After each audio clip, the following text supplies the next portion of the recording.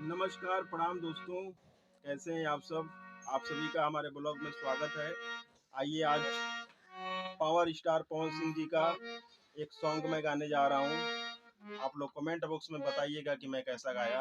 उनके तरह तो नहीं गा सकता, लेकिन आप लोग कमेंट में ज़रूर बताइएगा कि मैं कैसा गाया। केहू दुनिया में नहीं के तोहरा सिवा हो, तोहरा सिवा प्यार में नहीं की गोरी। हम बेवफा हो, हम बेवफा।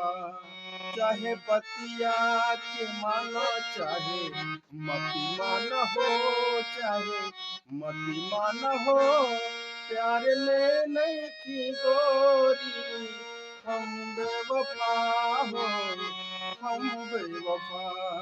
केहू दुनिया में नहीं के तोहरा सिवा हो, तोहरा सिवा प्यार में नहीं की गोरी। हम बेवफा हो, हम बेवफा।